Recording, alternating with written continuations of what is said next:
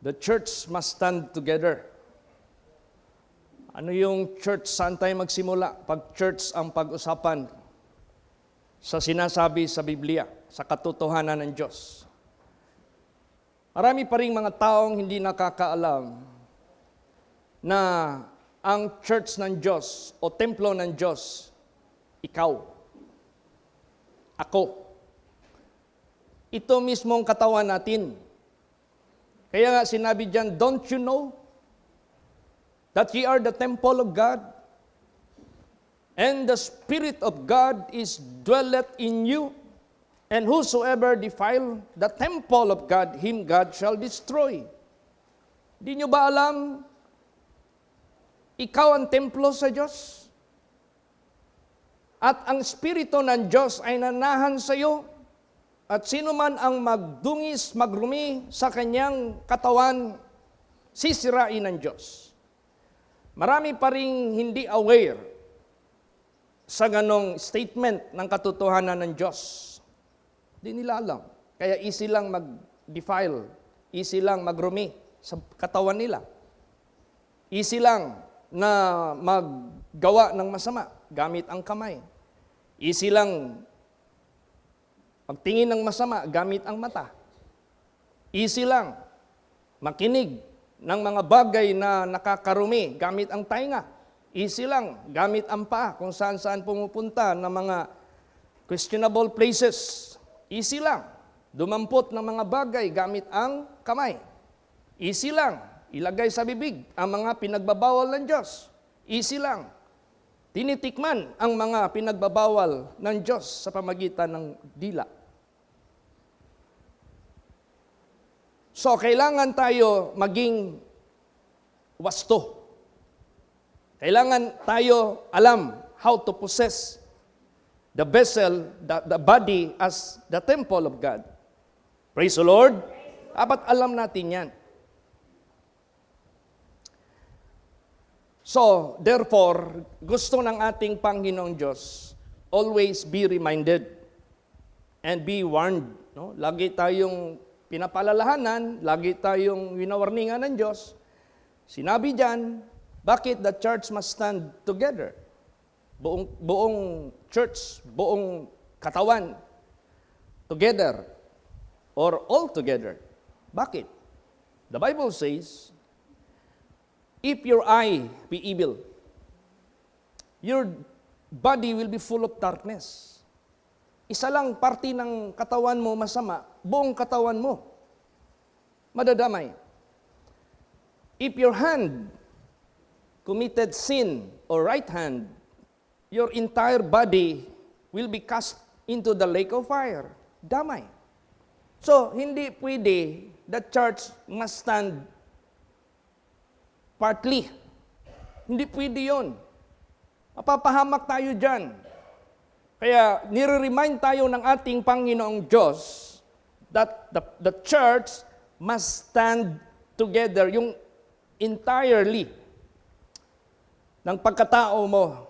No, walang part dyan na mag-extend, na magtingin, ng makinig, ng maglakad sa ikarurumi, sa ikasasama. You know, there was a time, nagsakay ako ng jeep doon sa Manila when I was still assigned in Manila. Transit ako. Yung driver, wala namang ano doon Wala namang pinagbabawal ng cigarette smoking in public places, unlike here in Davao. Kaya naalala ko tuloy yung panahon ni Digong na merong sumakay ng jeepney, public utility, nasakpan man, nadakpan, nahuli na magsisigarilyo sa public, di ba? Pinakain sa kanya yung upos. Kasi meron na tayong ordinance. Manila, wala It so happen, nasa transit ako, yung sigarilyo ng driver nandoon sa tapat ko. Nandoon, nakalagay sa isang parang space doon. Nandoon lang, gumugulong-gulong, gumaganong-ganon. Tumingin sa akin ang driver, nakiusap sa akin. Sabi niya, can you pick up one stick for me? Pakisuyo. Pwede mong kunin yung isa. Bigay mo sa akin. Mag-UUC ako eh. Hindi talaga ako nag-action in favor of his request. Do not use this hand to pick up something that is prohibited by God, na ma-defile ang katawan mo. Hindi ako di ba sabi dyan, if a sinner entice you to do wrong, don't give consent. So if I pick it up, kung kinuha ko yon, I did give consent. Nagkonsenti ako sa bisyo niya. Praise the Lord. Naghihintay ako, magtanong siya, bakit? Yun ang hinihintay ko. So that I may give him the right way of life as God's believer. Kaya maraming mga tao ngayon disregarding the holiness, the cleanliness of the temple of God. Pataka lang ba? Walang paki. Kung ano na lang pinapanood, ano na lang pinapakinggan, kahit nakakarumi sa kaluluwa, okay lang. Naging habit pa. Naging pleasurable pa. So therefore, ingat tayo. The church must stand together. Let us start the true church or temple of God, our body. This must stand together na walang kahati ang kasamaan at makarumi sa atin. Praise the Lord. You must be holy. We must be holy. Now, what is the second church? What is the second church? The second church is our community. The second church is our congregation. Huli na itong building. Tayo, lahat, must stand together. Magkaisa tayo. Praise the Lord. Mag-unite tayo. Hindi sa pangalan ng karatula natin. Hindi sa pangalan ng ninumang leader na ilalagay ng Diyos. Magkaisa tayo sa nag-iisang pangalan. Pangalan ng ating Panginoong Hesukristo. Praise the Lord. Para kung mayroong magtatayo sa harapan natin, hindi pangalan ni Kristo ang kaniyang pinapanigan, sinusunod, kick it out or go out. Ulis ka. That is your right. Seek a man that is bringing the name of Jesus Christ, speaking the word of Jesus Christ, following the footsteps of Jesus Christ. Yun ang hanapin natin. Praise the Lord. Yun, wala nang iba. Pag wala yan, mabuti wag ka na lang magpunta kung saan-saan. Mag-direct ka na lang sa Panginoong Diyos, humingi ka sa Kanya ng tulong. Lord, where is your servant whom you are using, whom you are sending? Lead me to him. Yun. Praise the Lord. Nagpintuhan kami ni Brother Celio. We went Jensen for site visit kasi itatayo yung simbahan doon, baguhin. Dilapidated na. Was built 2001. Tagal na. 2021. 2001. Matagal na rin. Ilang taon na rin. So, panahon na, baguhin. Okay, dinala ko yung engineer natin na mayroong binigyan ni Jesus ng task pertaining our projects. Doon kami. Tapos pag uwi, kwentuhan kami. Then sabi sa akin ni Brad Cilio, galing ako sa isang simbahan. But I found it, ang aming simbahan na kung saan ako lumaki since my childhood, nasumpungan ko, hindi na lumalakad sa tamang daan. Kasi bawat property ng simbahan, hindi na-register sa simbahan, pangalan ng simbahan, pangalan ng pastor, personal. Paano kung mamatay yun? Sino magbe-benefit? Ang pamilya ng pastor. Hindi yung kongregasyon, hindi yung ministry, hindi yung church. But when I came, sabi niya, that is what I am looking for and trying to find out. Nagtanong ako, kaya anong pangalan itong loting ito? Holy place. Praise the Lord. Yung mga churches natin, kanino yung pangalan? Holy place. Hindi yan pinagmamayari namin. Protection yan ng ministry. Praise the Lord. Hindi naman namin madadala yan. So, tayo mga anak ng Diyos, let us not do it by our own way. Kung meron ka mang property sa pangalan mo, doon sa labas. Huwag dito. Kaya sabi ko nga sa pamilya ko, mag-obey kayo. Para kung kunin ako ni Lord Jesus, itong bahay na ito, kung kayo ang pipiliin, pamilya ko ang pipiliin, magtayo. After me, magagamit nyo ito. Pero kung sinong i-appoint ni Lord Jesus Christ, siya ang magamit niyan. Hindi yan sa atin. Kay Jesus Christ yan. Praise the Lord. So be faithful. Faithful. Magsunod lang. Ganun. At saka ang ina-after natin, hindi man dito sa lupa. Ang bilis lang ng buhay natin sa sanglibutang ito. Let us invest always up in heaven. Yan ang gusto ng ating Panginoong Diyos. So, the church must stand together. Kasi kunti lang bagay sa katawan mo, damay lahat katawan mo. Impirno ka talaga. Pahama ka talaga. Ganon ang standard ng Diyos. God looketh not by the number of people. Tingnan mo, out of 2 million, 2 lang nakapasok sa land of promise from the original.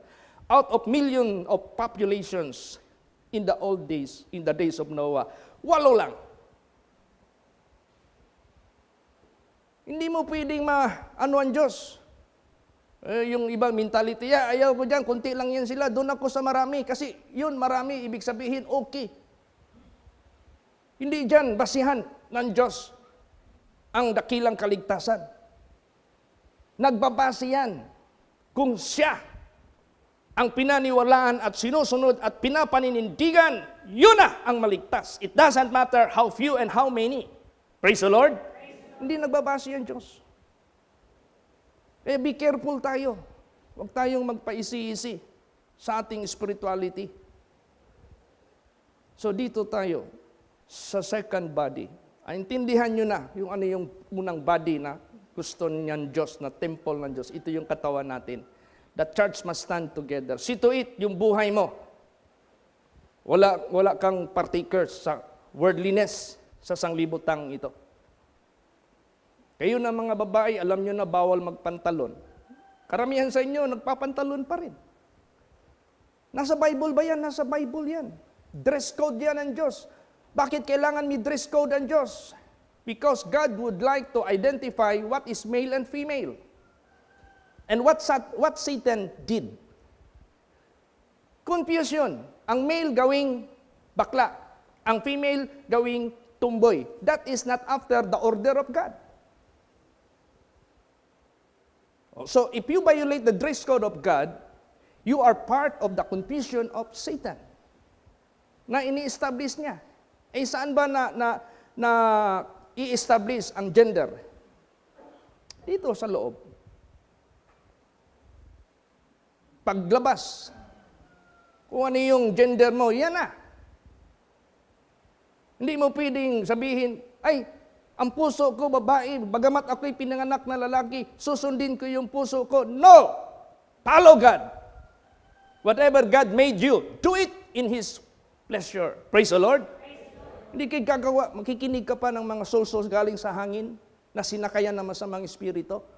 Yes, I am born male. I acknowledge it because that is my birth certificate and that is how my parents made known to me. But my heart is a female. I have to follow my heart? No! Follow God, whom made you. Who made you? Praise the Lord. Kung sino yung lumalang sa iyo, sundin mo. Kasi gusto i-establish ng diablo yung hindi pag-submit sa kanya, sa Creator. Yung hindi pagsunod as God hath made you. Gumagawa kasi, invention Kaya, tayo mga anak ng Diyos, don't ever go against the Creator. Tapos lahat ng katawan mo, kailangan walang bahagi dyan na instrumento ng ikarurumi.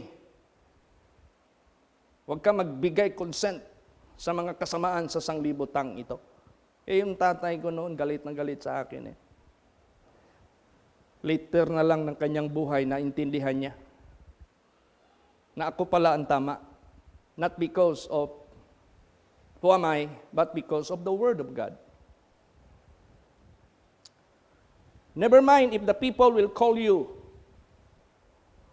anumang negative as long as you follow this. Praise the Lord. Sumunod ka lang nito. So, nagalit siya sa akin dahil ayaw ko maghawak ng beer para ihatid doon sa customer namin.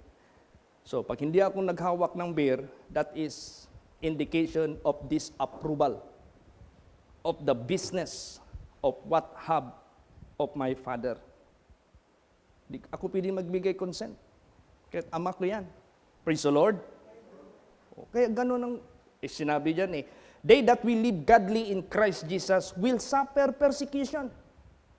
You must be ready to suffer the consequence. If you live godly, you will be suffering persecution from your parents, from your classmates, from your co-workers, from your kasamahan, kahit pa churchmate. Pwede yan mangyari.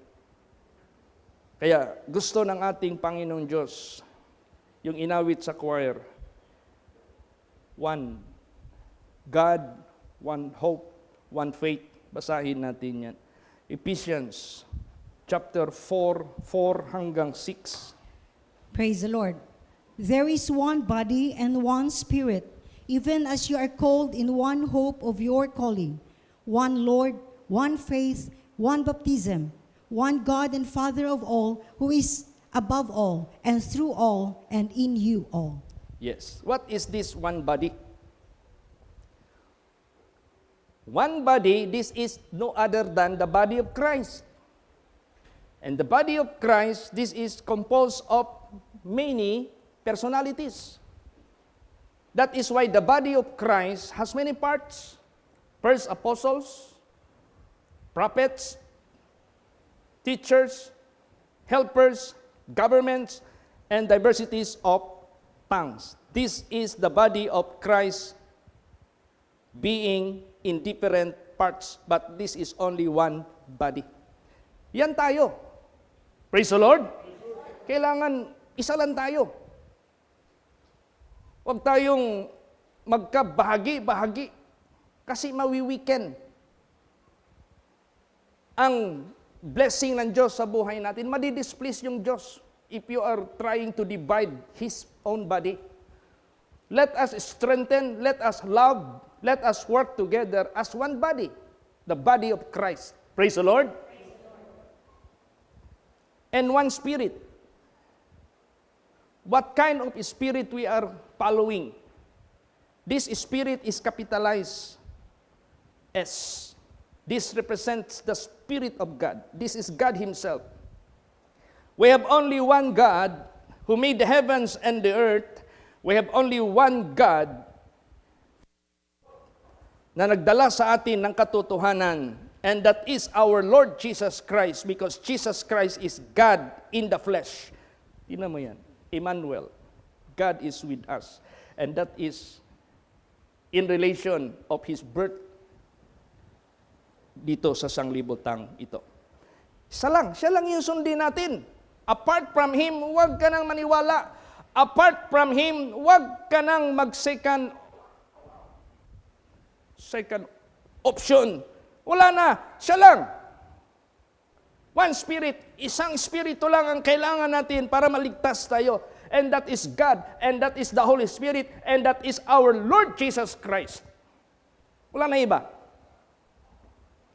Even as ye are called in one hope of your calling. One hope lang.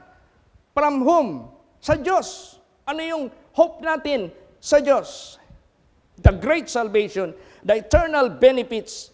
Isa lang. Yun ang ating titikan na pag-asa sa ating Panginoon Diyos. And the rest of our living sa sanglibutang ito, He promised He will take care of it. Kaya niyang ingatan, kaya niyang i-provide lahat ng ating pangangailangan. One hope of your calling. One Lord. Isa lang ang Panginoon. Yan ang ating Panginoong Kristo. One faith. Huwag na tayong mag-iba-iba ng pananampalataya. Huwag na. Praise the Lord. One baptism. Isang baptism lang na nangyari na nakasulat dito sa banal na salita ng Diyos. One baptism. One baptism. The baptism which Jesus established dito sa sanglibutang ito. Not necessarily the literal baptism that is just shallow. Ang pinaka essence ng baptism is that you must put to death of your earthly body in committing sin. Patayin yung katawan mo sa paggawa ng kasalanan. Then after being raised, you will be resurrected together with His resurrection, that you must walk in the newness of life. We must have one baptism. You should not be different from that kind of baptism. Praise the Lord. Kasi kung nabautismuhan ka nga sa tubig, buhay ka pa rin sa pagkakasala, yung physical mo, you are not included in this one baptism. After baptism, hindi ka naman resurrected together with Jesus para maglakad ka in newness of life. Kung sino ka nung unang panahon, ganon ka pa rin. Ilang beses ng rebuke, ilang beses ng backsliding, ilang beses ng front sliding. Ano ba yung front sliding? Pastor, nasa dictionary ba yung front sliding? Front sliding? Ibaliktarin mo na lang yung backsliding. Ano ba yung backsliding? Nag-slide ka pa atras. Mag-front ka naman. So bumalik ka na naman sa Panginoon. So dapat one baptism lang ang mangyari sa buhay mo. Your body must be dead in worldliness, in unholiness, in ungodliness, in all manner of sinfulness. Tapos yung buhay mo, present time, present na buhay mo, you must walk in the newness of life. Ano yung newness of life? You must follow after the Spirit. You must walking after the Spirit. You must follow after the footsteps of Jesus. You must follow after the leading of God. You must follow after the Word of God. Yan. Pag nandyan ka sa loob na yan, the one baptism, mapalad ka. Praise the Lord. Yan ang dapat ma-establish. One God, wala nang iba. Ang Diyos na nasa langit. And Father of all, wala nang iba. Who is above all, and through all, and in you all. If you are a clean temple, if you are a clean vessel of God, He will be in you. Praise the Lord. Now, identifying this one God and Father of all, basahin natin 1 Corinthians 8:6. Praise the Lord. But to us there is but one God, the Father, of whom are all things, and we in Him, and one Lord Jesus Christ, by whom are all things, and we by Him. Yes. But to us there is but one God and Father, of whom are all things, and we in Him, and one Lord, Jesus Christ, and by whom are all things. Nakita mo yung in common sila, dalawa? In common. Una, God the Father, in whom are all things. Dito naman, one Lord Jesus Christ, by whom all things are all things, and we by Him. They have this same function and power sa kanilang pagka-Diyos. Kaso ginawa lang ito ng Diyos, nagpakatawang tao siya, as Son of God, for us to follow the truth more clearer than before, done by His prophets. Iba yung personal na siya bumaba sa sanglibotang ito. At yan ang gusto ni Jesus Christ ma-follow through sa kanyang mga apostles, followers. Hanggang nakarating sa atin, that must be followed through. Centered sa kay Jesus Christ. Praise the Lord! Nakasinto lang dyan sa Kanya. Alam mo ang gusto ng Diyos sa atin? First, house of God or temple of God. Second, temple of God, pangkalahatan. Ano ang dapat sa atin? Ito ang dapat mangyari. Basa, Ephesians 4:13. Praise the Lord. Till we all come in the unity of the faith and of knowledge of the Son of God, unto a perfect man, unto the measure of the stature of the fullness of Christ. Yes. Hanggang tayo lahat darating sa pagkakaisa sa pananampalataya. Why it is always unity of the faith? In the first place, you cannot see Him. In the first place, He is quite far from us. He is in heaven. We are beneath in the earth.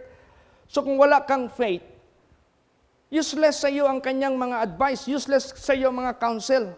Kasi ang akala mo, hindi siya tumitingin.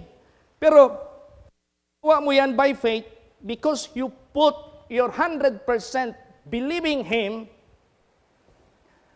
and knowing Him and honoring Him, giving all the glory to Him. So, gagawa ka sa sanglibotang ito by faith.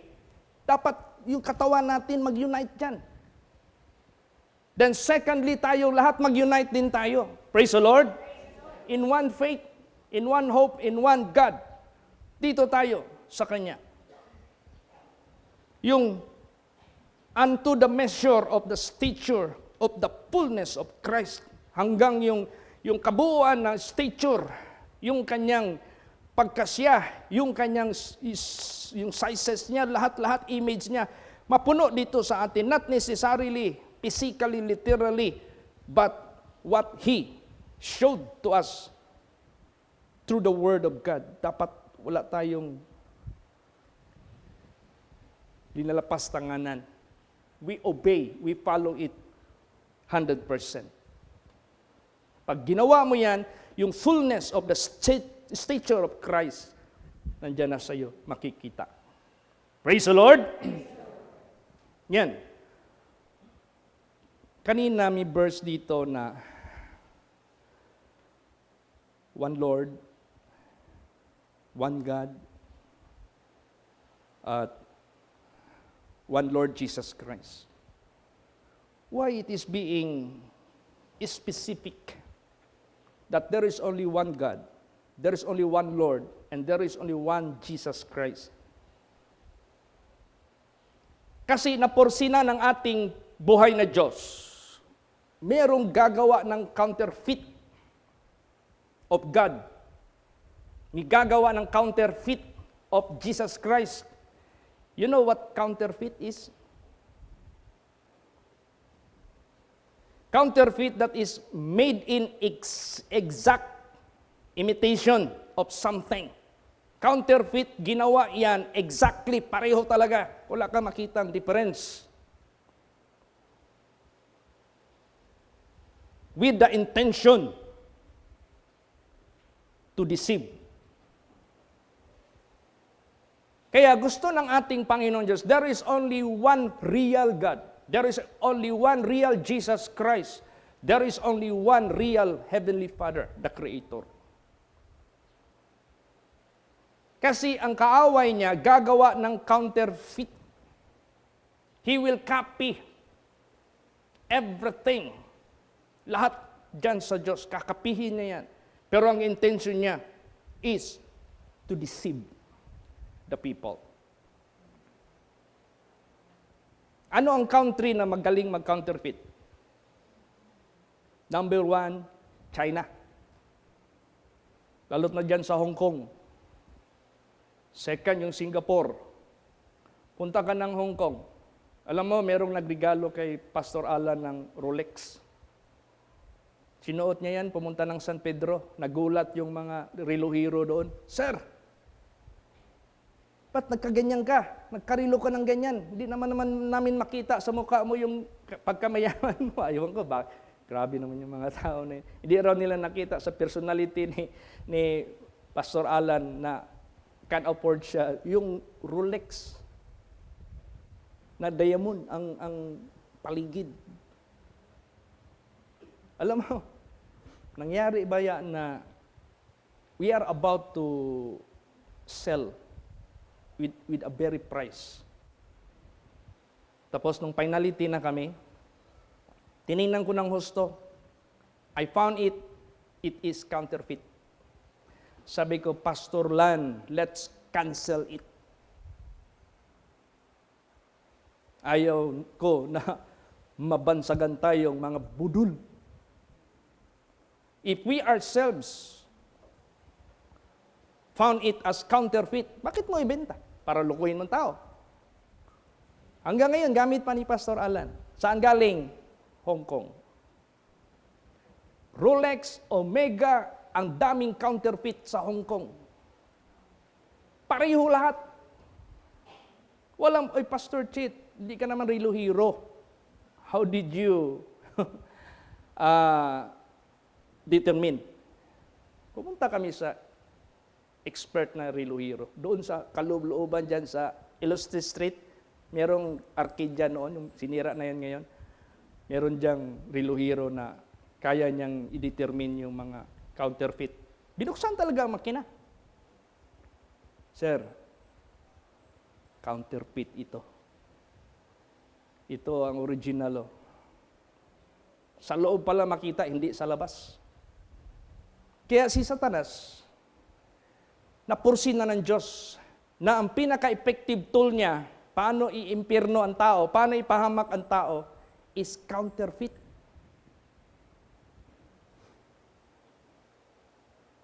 Mag-iingat tayo. Praise the Lord. Mag-iingat tayo.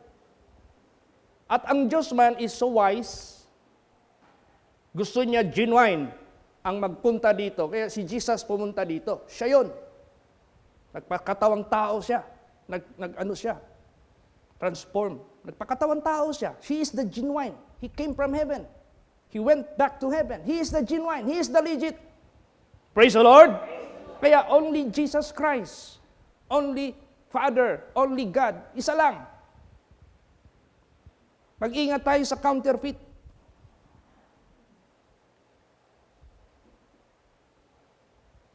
Basahin natin. Kasi ang counterfeit is the main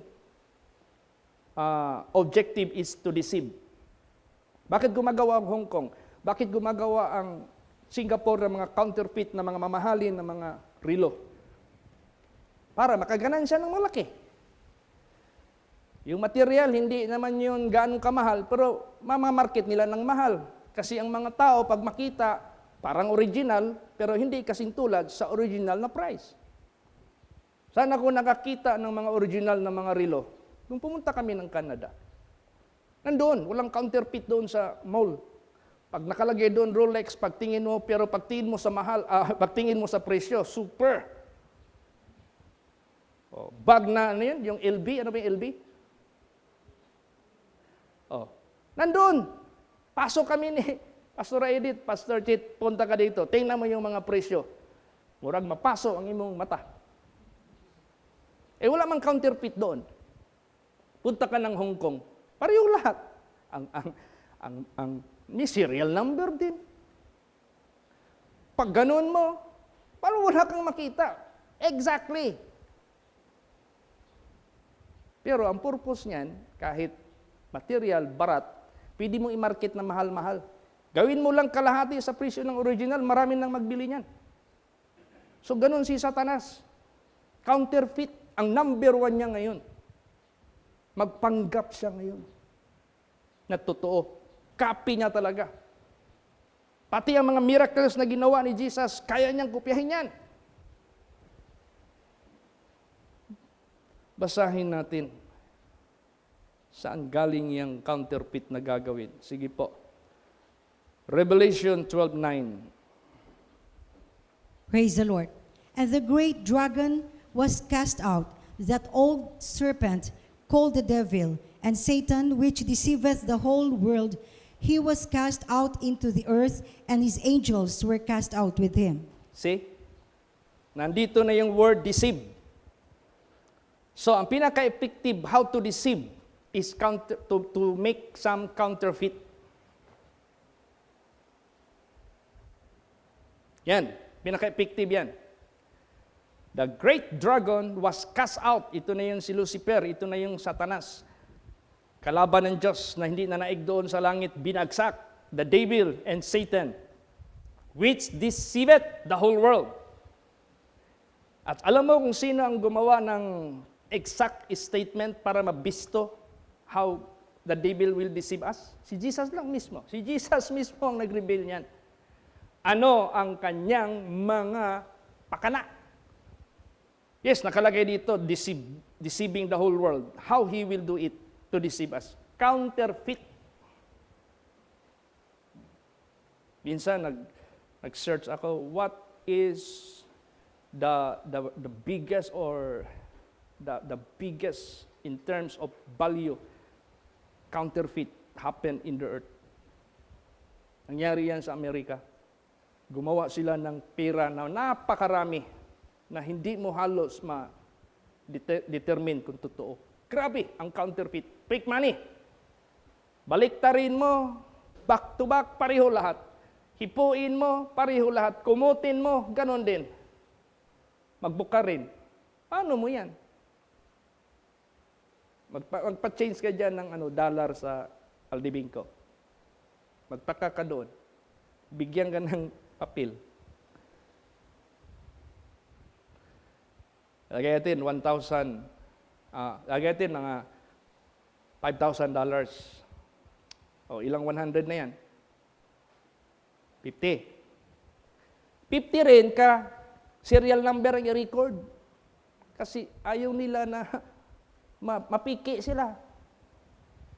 Pag feed yan ngayon doon sa computer, genuine, tsaka kabayaran. Tapos ibigay sa iyo yung listahan. Kasi nangyari na eh. Kaya pinaka-effective pag-deceive ni Satanas is no other than counterfeit. Basahin natin 2 Thessalonians chapter 2, 9 hanggang 11. Praise the Lord. Even him whose coming is after the working of Satan with all power and signs and lying wonders, and with all this bubbleness of unrighteousness in them that perish, because they received not the love of truth, that they might be saved. And for this cause, God shall send them strong delusion, that they should believe a lie. Ayan. Kanino at sino rin ang mahulog sa counterfeit? Yung hindi nag-receive sa love of the truth. Ano yung love of the truth?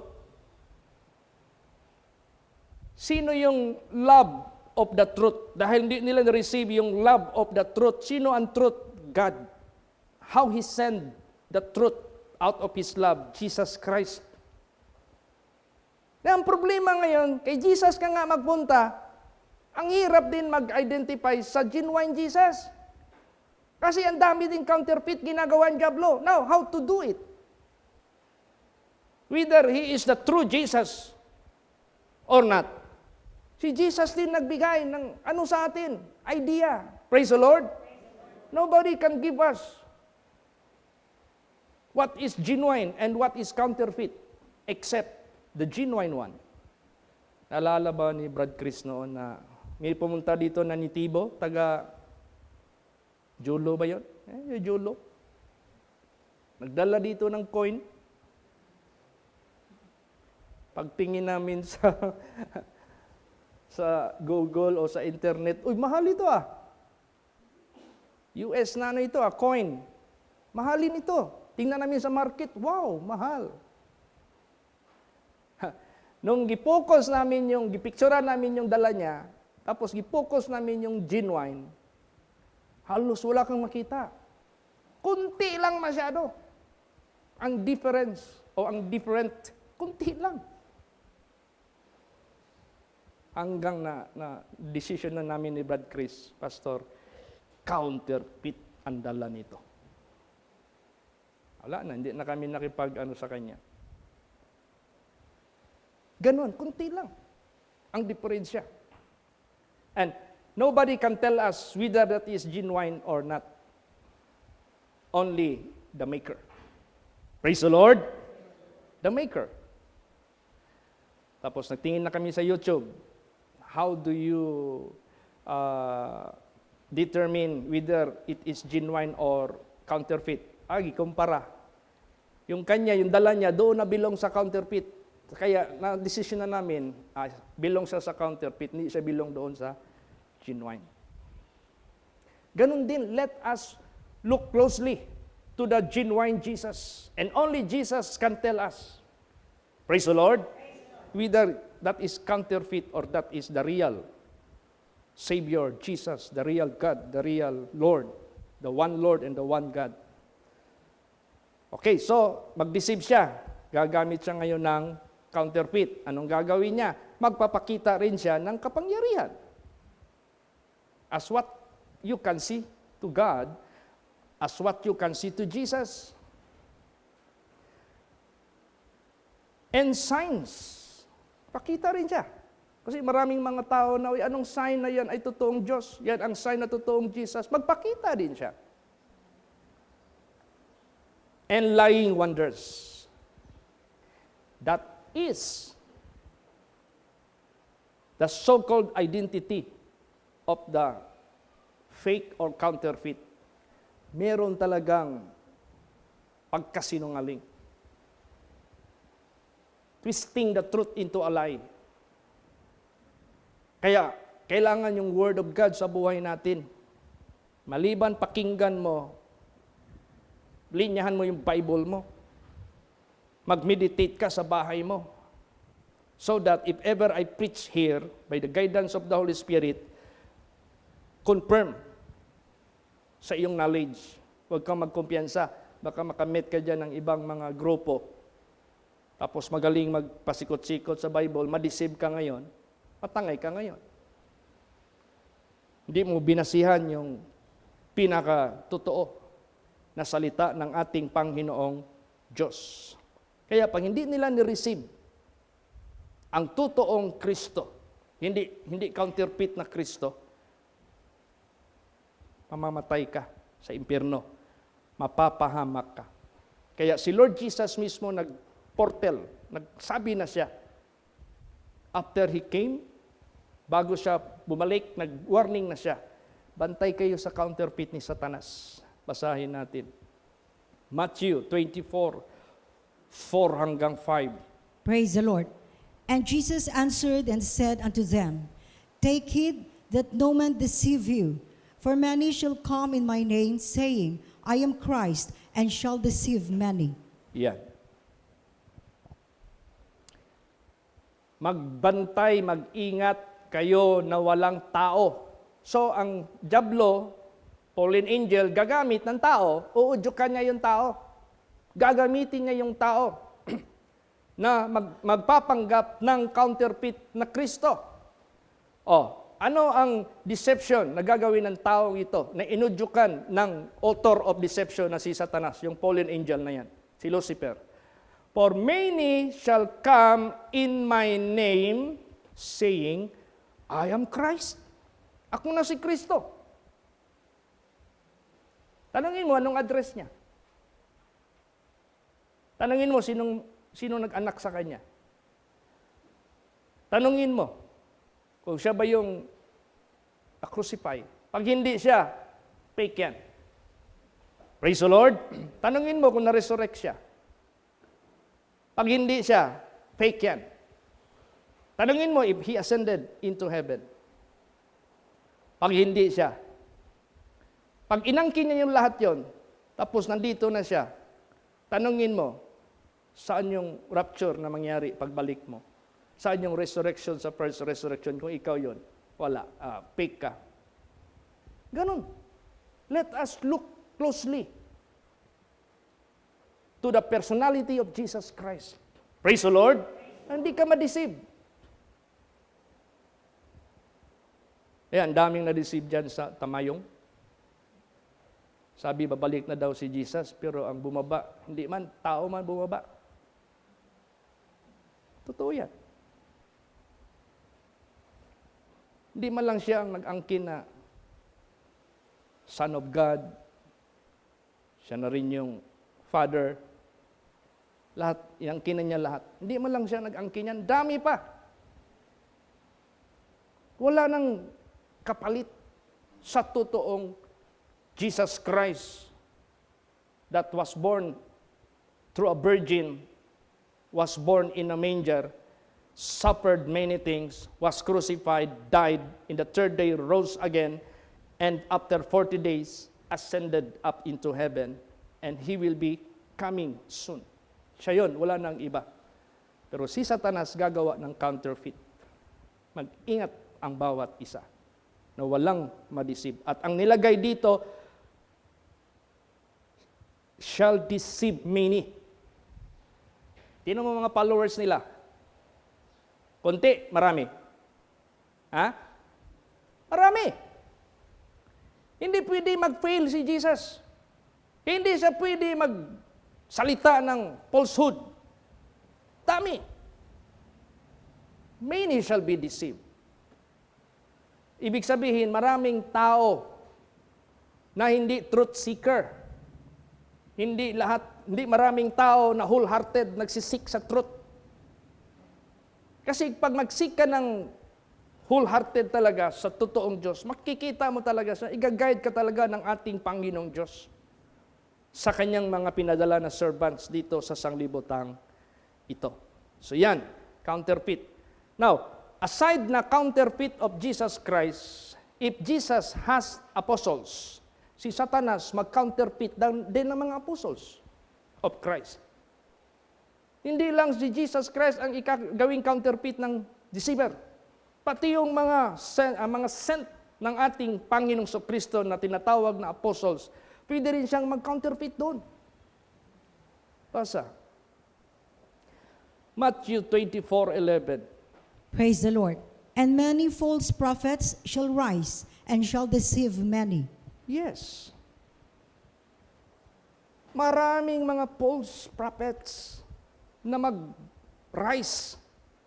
Pag sinabing false prophets, these are the cohorts of the deceiver, of Satan. Now, paano ka maging false prophet? Bakit maging false prophet ang isang tao?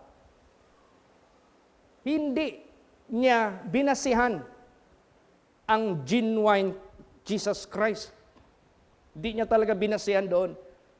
Nabulag siya doon sa genuine dahil itong magiging false prophet ka, recruit ka ng dyablo because of false promises. Gain, fame, power, riches, lahat-lahat na. So mag-a-act siya ngayon as false apostles, false prophets, to deceive many people. Pero after niya, gain, fame, worldly riches, ang daming madideceive. Basa pa, Matthew 24:23 hanggang 25. Praise the Lord. Then if any man shall say unto you, Lo, here is Christ, or there, believe it not, for there shall arise false Christs and false prophets, and shall show great signs and wonders, insomuch that if it were possible, they shall deceive the very elect. Behold, I have told you before. Yes.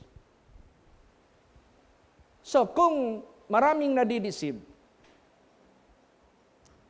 even the very elect, pag sinabing very elect, you have found already the genuine Christ, but still Satan doing with all his deception, pati yung mga very elect, pwede pa niyang ma-detach from genuine Christ.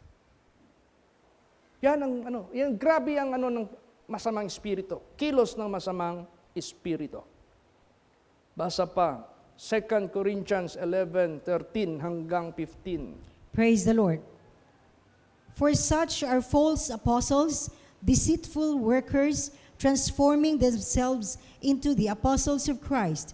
And no marvel, for Satan himself is transformed into an angel of light. Therefore, it is no great thing if his ministers also be transformed as the ministers of righteousness, whose end shall be according to their works. Yan.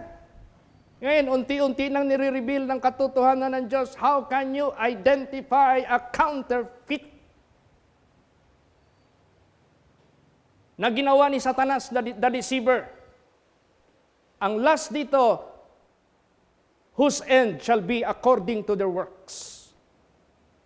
So it is the works that will make you determine whether he is counterfeit or not. Sa gawa. Sa kanyang gawa. Kaya nga minsan, nagdala ako ng dyan sa, yung salaset, sa isang malaking paaralan ng mga manggagawa ng simbahan. Di ko lang masyadong paaralan ng mga manggagawa ng malaking simbahan. Pagpasok ko doon sa kanilang quarter ng mga manggagawa nila. Diyan sa Skyline, alam niyo yan. Puno ng ashtray. Ang daming mga Betamax pa man yun noon. Binasa ko, mga porno. Oh, no reason why. I was a member of that and I was one of those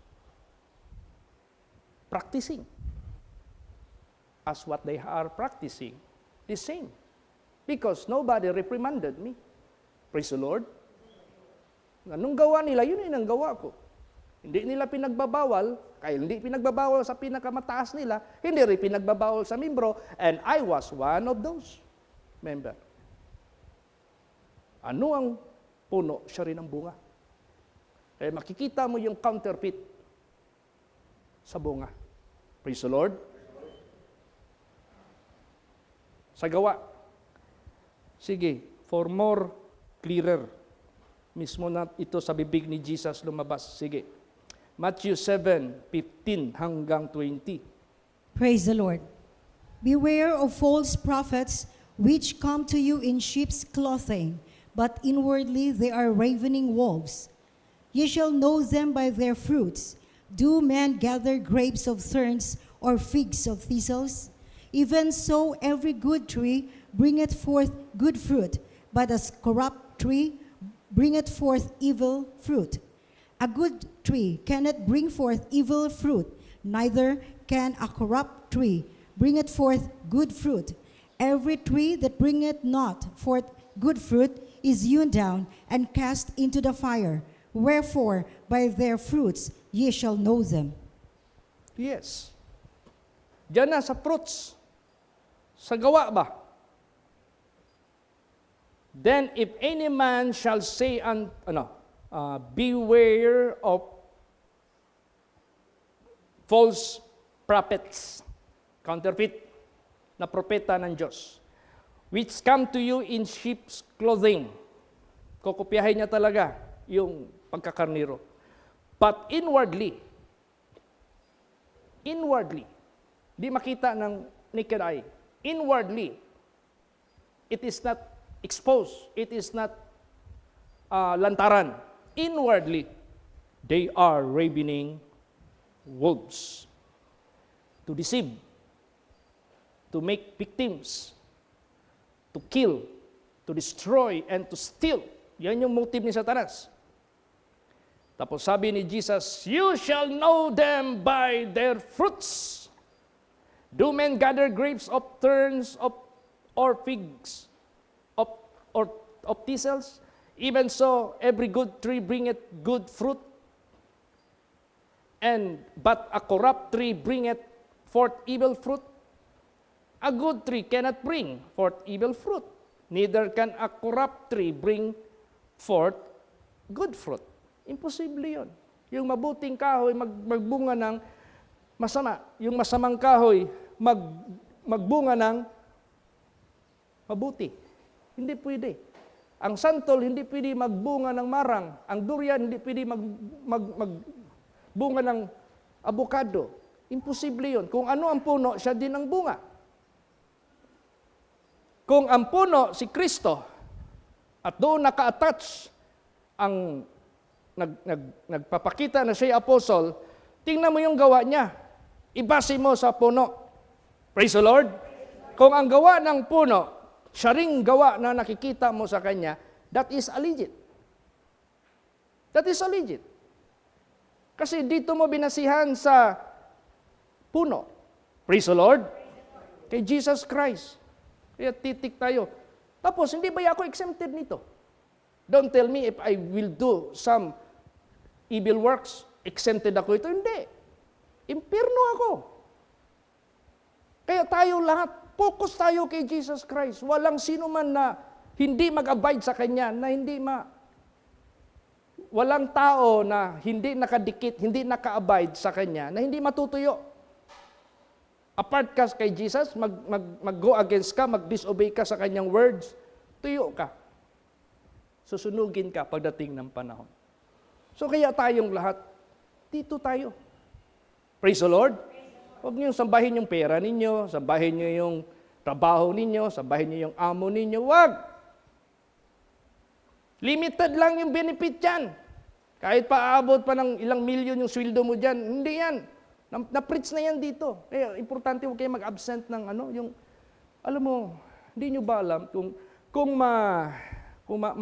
mapanood nyo at kung nandito kayo lahat ng mga preaching, ano ba ito? Series of continuation. If you miss some services, sometimes you cannot easily get what is this present preaching. Kasi sometimes ang ginagawa ng Diyos, nandoon sa devotional makita, nandoon sa Wednesday, nandoon sa Friday, pagdating ng Sunday, binubuo niya. Now, paano maintindihan kaagad kung absent ka? At hindi ka nga nanonood ng live. Hindi ka nga nagre-review. Pinapadalhan kayo. Dead man nyo lang. O kaya, kang benefit ngayon ng message na ito, less impact. Pero kung naka-attend kayo ng mga services within this week, clear pa sa kristal ang understanding ninyo, perception ninyo dito. Praise the Lord. Clear pa masyado. Kaya importante masyado talaga. Mag-ingat tayo sa counterfeit ng masamang espiritu. Unang-una, how do you determine whether that is a servant or prophet of God? Unang-una, he didn't choose his own to be a servant of God. Hindi siya ang pumili sa kanyang sarili. Moses didn't choose himself. Neither Joshua nor the disciples nor Paul, they never choose themselves to be the servant of God. So ano ang history ng Holy Place? Si Pastor Samuel Algabri ba nagpili sa sarili niya? Hindi. As what he testified to us. 3 times siyang pinalo ng Diyos. Finally, doon sa Indonesia, doon siya nag-surrender. Praise the Lord. Doon. Tapos yung testimony ng buhay niya, itong mga buhay pa dito na nakawitness kasama sa krusada. Kita mo naman how God was with him. Gusto siyang saksakin, hindi masaksak. Aratihin, hindi matamaan. Barilin, hindi magputok. Barangon, hindi madutlan. Hindi yun false, signs and wonders and lying. Hindi. That is how God fulfilled His promise to a servant of God. Praise the Lord. And pastor never preached his name. Pastor Samuel Gabriel preached only Jesus. Kaya, mapalad tayo. Follow through yan. Hanggang ngayon, I never preach myself, my name. No, I only preach Jesus. Praise the Lord. O ganun din kayo, the same way. Gawin nyo yan. So ano ang tinitingnan ng ating Panginoon Diyos na yung fullness of Christ, yun yung ma-build sa ating pagkatao.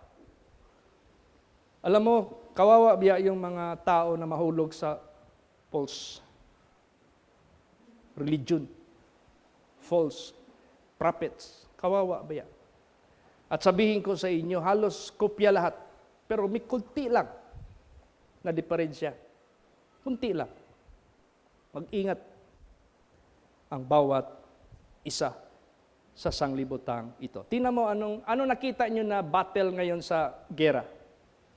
Kung magtingin kayo sa mga news ngayon, aside na missiles, mga bombs ang pinapalipad, tapos yung bababagsakan, meron din silang mga machineries na to counteract para doon na lang magputok sa itaas.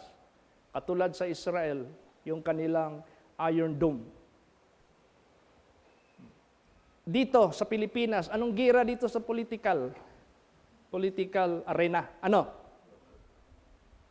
Ang gira ngayon is falsehood. Magpapalabas ng falsehood ang mga salarin, siraan ang mga totoong naglingkod sa bayan. Yan si Satanas. Nung si Jesus nandito pa, buhay pa, grabing pagsira nila kay Jesus. Oh, he is a blasphemer. He is a deceiver. He is a false one. Ang daming mga ano. But, the word of God, the truth, shall prevail. Praise the Lord. At napansin mo yung mga tao na sumisigaw against kay Jesus at saka lahat ng nakipag-cooperate para siraan si Jesus. These are the people who receive money. Big amount of money just to twist the truth into a lie. This is how is happening today. Ang nakakasigurado ako sa political natin ngayon, problem sa Pilipinas, nakakasigurado ako, may nagsasabi dyan ng sinungaling at may nagsasabi dyan ng totoo. At minsan, mas marami pang naniniwala sa sinungaling. Kaso, ang totoo, hindi mo pwedeng baliin yan. Totoo talaga yan. The same way with Jesus. The same way with our spirituality. Praise the Lord. O kaya, let us now stand with the truth, regardless how few we are. Kahit gaano tayo kakunti. Never mind. Ang importante, si Jesus ang ating sentro, na siya talaga ang kasama natin. Salamat ako kay Jesus na sa paglilingkod ko sa Kanya, I personally encounter Jesus in my life. True experience, ha? Praise the Lord. True experience. How Jesus worked with me. Siya naman talaga. At ang nakakakita, hindi yung kasamahan ko, yung tagalabas. Mas maganda may yung tagalabas ang magsalita, ang magkwento. Paano sumasama ang Diyos sa'yo? Hindi man pwede na utusan ko kayo kahit wala kayong nakita. Oy, testimony kayo ha. Sabihin mo lang na kanina, pagpayo ni Pastor Chito, nawala na si Pastor Jan, si Jesus na. Falsehood. Mas maganda yung magsasalita, yung tagalabas, na hindi nakakilala sa atin, na hindi part ng ating simbahan, kasi wala silang pwedeng maging interest na magsabi ng ganun. Pero dahil totoo. Praise the Lord. So that is why, yung pag-exhort ko sa inyo, totoo lahat ito. Hindi ito bunga lang ng reliyon. Hindi po. Truth ito about God in heaven, about Jesus who visited us, about the true Savior, and about the truth. Wala nang iba. So magpakapuno tayo sa Kanya. Basa, Ephesians 1:23. Praise the Lord. Which is His body, the fullness of Him that filleth all in all. Yes, which is His body, mga believers, the fullness of Him that filleth all in all. Siya yung nag-fill. Siya yung nagapuno dito sa atin. Salamat tayo sa Diyos na hindi nakarely sa Bible school, Bible institution, yung pag-fill up ng Diyos sa atin ng authority and power. Kasi pagkatawan niya, siya yung mag-fill up. Praise the Lord. At pag i-fill up niya yan, the world cannot go against. That will succeed against His people whom He sent. Wala. Unless, kung time mo na talaga kunin, siyempre, wala, mamatay ka rin. Praise the Lord. Pero, what is important? Kanya tayo, sa genuine, sa totoo talaga. Ang dami na ngayong sanglibutang ito. Malito na ang mga tao. Kasi lahat ng mga preacher ngayon, Jesus ang dinadala. At the only fruits will determine who they are and who we are. Praise the Lord. Di mo man pwede sabihin na tayo lang i-accept natin. Hindi. It is the works that will determine who they are and who we are. O mag-ingat tayo. Praise the Lord. Binigyan na tayo ni Jesus Christ ng direksyon. Then, magsikap ang bawat isa. Kasi ang tao, pag naniniwala sa false, that is vanity. Pag vanity siya, matatanggap niya yung vanity rin. Basahin, last verse. Yan ang kakatakutan natin. Sige. Job 15:31. Praise the Lord. Let not him that is deceived trust in vanity, for vanity shall be his recompense. Oh, di ba maliwanag?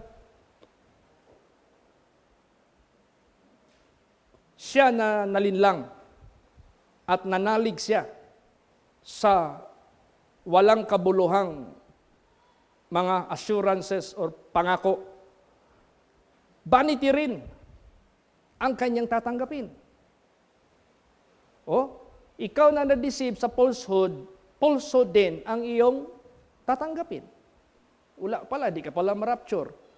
Asang-asa ka ma-resurrect ka sa first resurrection, hindi ka pala na-resurrect sa first resurrection. Kasi yung pinapaniwalaan mo, counterfeit pala na apostle. Counterfeit pala na Kristo. O ngayon, manigurado tayo. Kung manigurado naman lang tayo na makasama tayo sa rapture, kung buhay tayo sa pagbalik ni Jesus at manigurado man tayo kung patay tayo, makasama tayo sa first resurrection, dapat ngayon pa lang, you must believe Him who is the genuine Christ Jesus and the genuine Father, the genuine God, the genuine Spirit. At wala nang iba. Ito ang pinaka basihan. If you neglect to read, to listen, you neglect the assurance of your salvation. That is the truth. Praise the Lord. But kung gusto mong masigurado ang kaligtasan mo sa totoong tagapagligtas, don't let this out of your heart. Huwag mong walain yan sa puso mo. Ito yung kompas natin na mag-guide sa atin. Ito yung liwanag natin na magbigay sa atin ng klarong direksyon ng ating paroroonan. Amen? Praise the Lord. Di pa natin alam ano pang result nito kasi wala mainit pa rin ang gera. Ang China parang umuusok na yung puwet na mag-join. Sabi ng China, di naman yung puggan yung lubot na ako, mara naman nag-rocket, mara gusto naman yung apil. Handa ba kayo? Praise the Lord. Handa ba kayo? Na in case lang, puputok ang World War III at hindi tayo exempted sa darating na mga itong mass destruction na tawag nito, nuclear weapon. Handa ba kayo magpakamatay sa inyong pananampalataya sa genuine Christ? Praise the Lord. Pwede natin ganun ang senaryo. Sinabi naman niya ni Jesus Christ, you will be killed. You will be persecuted. But before it will happen to you, I am the first to be killed. Totoo nga. O ba't tayo matakot? If Jesus was resurrected, we too. But see to it, nanindigan ka sa totoo. Hindi doon sa counterfeit. Praise the Lord. If you do not follow the genuine Christ, who is very strict and very strict, pag hindi ka magsunod, ang puntos pupunta sa kalaban ng Diyos. Mahulog ka pa rin sa counterfeit. Yun na yung sinabi kanina, because they do not receive the love of the truth, God will send them a strong delusion that they should believe a lie. Doon ka mapupunta sa falsehood ng masamang espiritu. Kaya, kung ating isipin, kung sa sasakyan, higpit-higpitan na ng bawat sa tornilyo. Higpitan na ba yung panindigan, yung magandang relasyon mo sa Diyos? Gawin mo na ngayon. Praise the Lord. Gawin mo na ngayon. Hindi mamaya, hindi bukas. That's too late. Huli na yan. Ngayon, ang araw ng kaligtasan, hindi mamaya, hindi bukas. Kasi anytime mamatay ang sino man at babalik si Jesus. If you are ready today, and if we continue, you are also ready tomorrow. If in case kailan babalik si Jesus, yung may pahayag ni Jesus, maganda mo sa inyong kaluwasan. Amen? Praise the Lord. Kaya, sige, let's say, nakita mo na yung genuine Christ. The question is, did you follow Him? Or not? Kung hindi, doon ka pa rin. Doon pa rin tayo pupunta sa counterfeit. Siya pa rin ang mag-claim sa atin pagdating ng panahon. Kaya magsikap mga anak ng Diyos. Tayong lahat magpakalalim, magpakatapang sa ating buhay spiritual. At lahat ng ating pangailangan, di na kailangan problemahin niya. God is not unrighteous to forget His promise. Amen? Praise the Lord! Magsitayo po ang lahat.